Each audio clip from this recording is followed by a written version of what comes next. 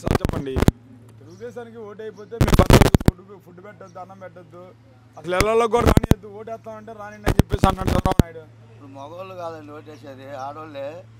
తెలుగుదేశానికి ఓటేస్తే ఆడవాళ్ళే అన్నం పెట్టారనమాట. వైఎస్ఆర్కే వేయాలని ఆడవాళ్ళు మొత్తం పుత్రించేతో ఉంటారనమాట. జగన్ చేసే పరిపాలన అద్భుతంగా ఉందన్నమాట. 100 రూపాయలు చేశాడు, ఏదో 1-2 చెప్తే ఇంకెంతకన్నా చేసేవాడు లేడు.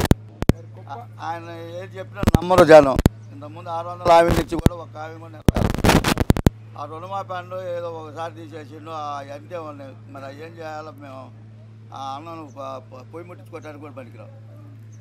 మరి ఏదైతే ఉందో రఘురామకృష్ణరాజు మీ వైఎస్ఆర్ కాంగ్రెస్ పార్టీలో గెలిచి తర్వాత పార్టీ మరి టీడీపీకి అనుకూలంగా ఎన్నాళ్ళు తిరిగాడు, టీడీపీ తోటి అనుకూలంగా మాట్లాడాడు. ఇవాళ చూస్తే రఘురామకృష్ణరాజుకి టికెట్ ఇవ్వలేదు, తిరిగి మళ్ళీ చంద్రబాబు వైపు గురి పెట్టాడు. ఏమంటారు మీరు? ఎవరు ఏ గురి పెట్టినా, ఎవరు ఎన్ని మంది పోయినా కానీ, ఎంతమంది ఎక్కువైనా కానీ జగన్మోహన్ రెడ్డి పరిపాలన బాగుందండి.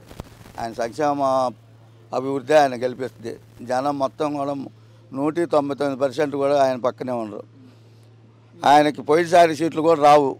వాస్తవంగా ఏ పార్టీకి ఆ పార్టీ లెక్కేసుకుంటే ముగ్గురు కలిసి కూడా ఒక 40 లోపు వస్తాయి. మరి ఏదైతే ఉందో రఘురామకృష్ణరాజు అన్నాడు నర్సాపురం ఎంపీ, నమ్మించి గొంతు కోసారు, టికెట్ ఇవ్వలేనప్పుడు పోలవరం పూర్తి చేస్తాడు అని కూడా అంటున్నారు కదా చంద్రబాబుని ఉద్దేశించి.